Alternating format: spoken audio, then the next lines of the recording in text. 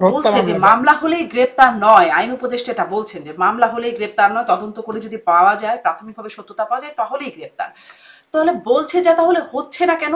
নাকি এটা সরকারের নিয়ন্ত্রণের বাইরে, নাকি সরকার চাইছেই না? না, এই জন্যই তো বলা হয় দেবপ্রিয়র ভাষায় সরকারের ভিতরে সরকার আছে, সরকারের ভিতরে সরকার আছে।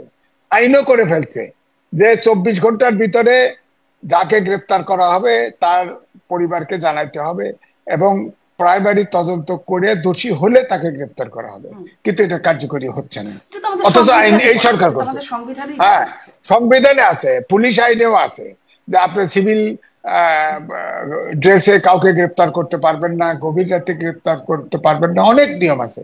কিছুই মানে না। অর্থাৎ আওয়ামী লীগের সময়ে, ফেসিবাদের সময় যা ঘটছে ঠিক একই জিনিস অনুকরণ করা হচ্ছে, একটুও পার্থক্য নেই। অথচ দেশটা স্ট্রিম লাইনে আসতে পারে নাই। প্রশাসন ঠিক নাই, পুলিশ ঠিক নাই, কোনো কিছু ঠিক নাই, কোনো একটি সেক্টর ঠিক নাই। দেশটা একদম একদম বিকল হয়ে গেছে। হুম। এবং আপনি, আমি অর্থনীতিবিদ না, আমার কথা শুনে রাখেন, 26 সালে দেশে দুর্ভিক্ষ হচ্ছে, এবং এই দুর্ভিক্ষ যদি ঠেকানো না যায় এই রাষ্ট্র ফেল স্টেটের দিকে যাবে। আপনি মনে রাখেন, আমি বলে দিচ্ছি, আমি অর্থনীতি, আমি দেবপ্রিয়র মতো ভট্টাচার্যের মতো অর্থনীতিবিদ না, হুম। কিন্তু আমার অভিজ্ঞতা বলে, কারণ আমার জন্ম হচ্ছে 54-এ। সুতরাং আমি চোখে দেখেছি সবকিছু। আপনার থিওরি দিয়ে বললে তো আমি বিশ্বাস করবো না। আমি যেটা চোখে দেখেছি, আমি মুক্তিযুদ্ধ করেছি, জি। আমার আকাঙ্ক্ষা আছে এই দেশ কিভাবে চলবে, এটার আকাঙ্ক্ষা আমারও আছে। 71 সালে যে আকাঙ্ক্ষা নিয়ে মুক্তিযুদ্ধ করেছি সেটা আজ পর্যন্ত বাস্তবায়ন হয়নি। জি, খুবই সুতরাং ভয়ঙ্কর আমি একটা কথা আশঙ্কা বলবোই। বা পূর্বাভাসের কথা আপনি বলবেন, 26 সালে দুর্ভিক্ষ হবে। নিঃসন্দেহে খুবই ভয়ঙ্কর বিষয়টি। আপনিও বলছেন, মানে দেবপ্রিয় ভট্টাচার্যকে বারবার রেফার করছেন সরকারের ভেতরে সরকার আছে, এই প্রশ্নটা কয়েকদিন ধরেই খুবই উত্থাপিত হচ্ছে, আপনার কাছেও একটু করতে চাই। কারা সেই সরকারের ভেতরে সরকার? আর সরকারের ভিতরে ধরেন, এই যে ধরেন আপনার জামাত ইসলাম আছে, এনসিপি আছে, এদের নেতা, এনসিপি নেতার 2টা মন্ত্রী আছে না, এখন উপদেষ্টা আছে না, তারা তাদের মাধ্যমে জামাত ইসলাম তাদের ভিতরে হয়তো খেলে। হ্যাঁ, এবং এই 2 ছেলে যদি স্বীকার না করলে তো দেখেন না, সজীব ভুইয়া সে সিদ্ধান্ত দেয়, সবকিছুতে সিদ্ধান্ত নেয়। আপনার একেটা, অথচ তার ব্যাপারে কত বদনাম, এগুলোর কোনো বিচার নাই, কোনো সমস্যা নাই। হ্যাঁ, এবং তারা সবাই এই উপরের সারি যতগুলো আছে সবগুলা এই ছাত্ররা, যারা ছাত্ররা এখন তো এনসিপি পলিটিক্যাল পার্টি করলে মাইন্ড করে তারা। তারা এখন রাজনীতিবিদ। আর রাজনীতিবিদ হুম। সজীব ভুইয়া তো অনার্সও পাস, মাস্টার্সও পাস করে নাই, আবার প্রাইভেট ইউনিভার্সিটিতে ভর্তি হয়েছে, ওখানে মব সন্ত্রাসের ভয় দেখায় সার্টিফিকেট লয়ে নেবো। ঢাকা ইউনিভার্সিটির ছাত্র কোনোদিন ওই প্রাইভেট ছোট ইউনিভার্সিটি যায় বলেন? গেছে তো, একটা সার্টিফিকেট লয়ে নেবো। হ্যাঁ, তো এই জন্য বলছি যে এই জন্য এটা ভিন্ন ধরনের একটা এনএসএফ বাংলাদেশে চলছে। এদেরকে নিবৃত্ত না করতে পারলে এই দেশের এই রকম এলোমেলো, দেশটা যে এলোমেলো হয়ে গেছে, এটা রক্ষা করা যাবে না। ডক্টর মোহাম্মদ ইউনূস ভাবছে যে এই দল ফুলে ভাবে বড় হবে, বড় করার জন্য সময় নিতে চাইছে। কিন্তু এই দল, তারও তো আক্কল কিছু আছে।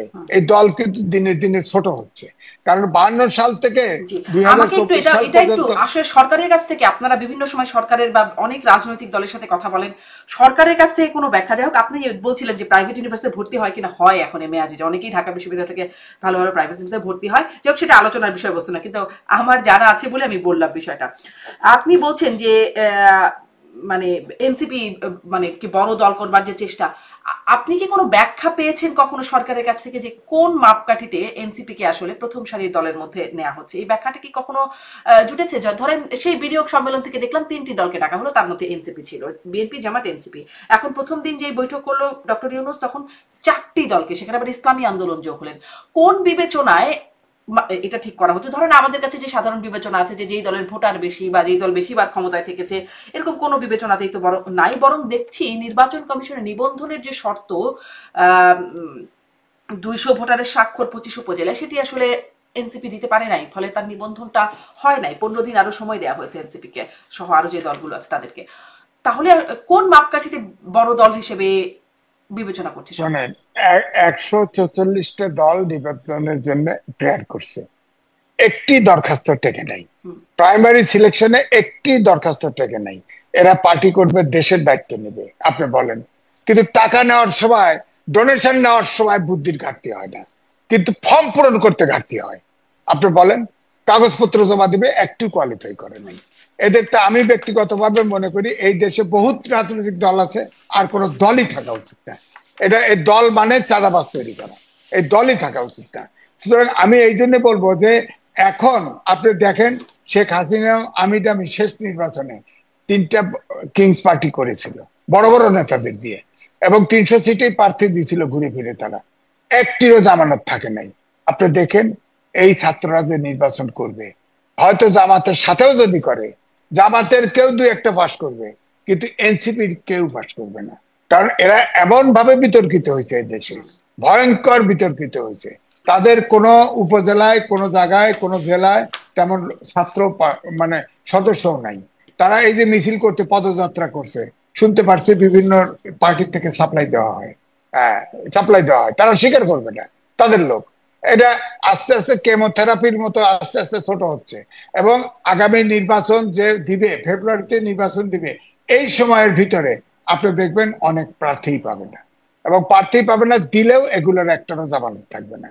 এবং এই যে 8 ব্যাচের ছাত্র এই বিজ্ঞানের যুগে ফ্রাস্ট্রেটেড হবে, এরা দেখবেন সব আপনার লুটেরা হবে, সব দেখবেন মিসক্রিয়েন্ট হয়ে যাবে, সমাজে একেবারে ধ্বংস হয়ে যাবে সমাজটা। এই 8টা ব্যাচ যখন নেক্সট ইলেকশনে ঢুকায় দিবেন, এরপরে সবগুলো ফেল করবে, ফেল করার পরে দেখবেন এই সমাজের এই 8টা জেনারেশন গ্যাপ হয়ে যাবে, যেখানে অটোমেশন আসবে, যেখানে আপনার প্রযুক্তি মানুষকে রিপ্লেস করতেছে, সেখানে আপনার শিক্ষা সংস্কার কমিশন নেই। এবং ডক্টর মোহাম্মদ ইউনূস একবারও বলে নাই তোমরা বাবা ইলেকশনও তোমরা পড়াশোনাও করো, তোমরা সরকারও প্রেসার গ্রুপ করো। উনি প্রত্যেকটা ছাত্রকে প্রত্যেকটা মিনিস্ট্রিতে বসাই দিছে, এবং সেখান থেকে সব কমিশন খাচ্ছে, সব A to Z প্রতিযোগিতার সাথে খাচ্ছে। মানে এই ছাত্র জেনারেশন ভয়ঙ্কর ভাবে পুরো নষ্ট করে দিছে, এদের দ্বারা সম্ভব না। এই জন্যে আগে যে সব আন্দোলনে ছাত্ররা অগ্রভাগে থাকতো, দেশের জনগণ কিন্তু আস্থা রাখতো মুক্তির জন্য, যে এই ছাত্ররা এইবারে আন্দোলন করলেই আমরা মুক্তি পাবো। আমরাও কিন্তু 5ই আগস্টে ভাবেছিলাম যে আমরা স্বাধীনতার স্বাদটা পাবো, কিন্তু দেখেন সরকার, এই ইউনূস সরকার সবগুলো মন্ত্রীতে এই নাবালক পোলাপান ঢুকায় দিয়ে আপনার সব লুটতরাজে ঢুকায় দিছে। এখন এখন ছাত্রদের মানসিকতা হচ্ছে বিসিএস দিবে না, ওরা একবারে এমপি হবে, একবারে মন্ত্রী হবে, ওদের ডাইরেক্ট এই নেশায় চেপে না দিয়ে দিছে ওদেরকে। তো সুতরাং এরা তো ফ্রাস্ট্রেশন হবে। আবার আজকে বিজ্ঞানের যুগে আজকে বিজ্ঞানমুখী শিক্ষা ব্যবস্থা করা উচিত ছিল। আমি লিখেছি যে আগামী 10 বছর পরে আমাদের দেশে বুয়েট সহ কোন শিক্ষা প্রতিষ্ঠানের কোন শিক্ষা কাজে আসবে না। কারণ আপনি আমেরিকায় আছেন, আপনি জানেন এখন অপারেশন করে রোবট, আইটি সুইচে আইওটি আসবে, এখন সব বিজ্ঞান। আমাদের দেশেও তো গার্মেন্ট ইন্ডাস্ট্রি রোবটে চলে, কর্মচারী নাই, কর্মী নাই, কয়েকজন ম্যানেজমেন্টে কয়েকটা লোক আছে, না দুইটা গার্মেন্টস ইন্ডাস্ট্রি ফুল। সমস্ত ক্ষেত্রে একটা বিপর্যয় নেমে আসবে বর্তমান পরিস্থিতির কারণে। আমি একটু আবারও সেই বৈঠকের প্রসঙ্গ থেকে আসতে চাই যে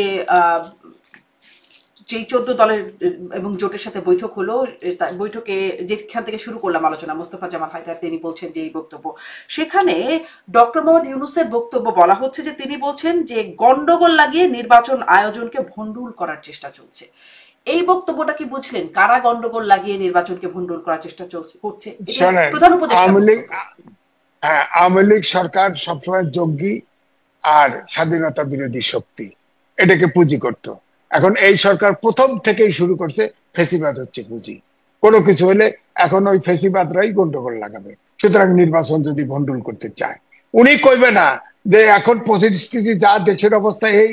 তিনি তো একজন শিক্ষিত লোক, তিনি তো সারা বিশ্বে প্রখ্যাত লোক, তিনি তো বলতে পারতেন যে আমি এনজিও করছি, আমি তো চালাতে পারতেছি না, আমি বুঝতে। উনি বলছে তো সাক্ষাৎকারে, নিউ ইয়র্কের সাক্ষাৎকারে বলছে যে আমি যাদের চিনি তাদের উপদেষ্টা বানাইছি। এই যে ধরেন একটা স্কুলে যে আপনার ফাইটার পড়ে এত ছাত্র মারা গেল, শিক্ষক মারা গেল, আপনি বলেন কোন স্বাস্থ্যমন্ত্রীকে দেখছেন, স্বাস্থ্য উপদেষ্টাকে দেখছেন?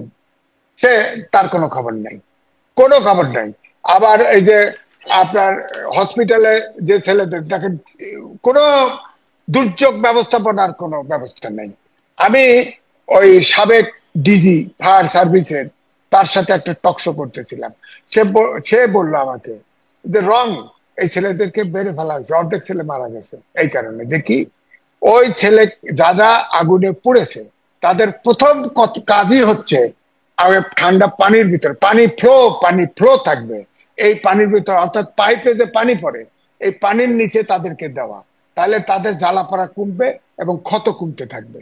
অথচ এই লোকগুলোকে নিয়ে সেই বার্ন হসপিটালে নিয়ে গেছে পুরান ঢাকার মেডিকেলের ওই পাশে, নীতি নীতি মানে লাইফ চলে গেছে 75%।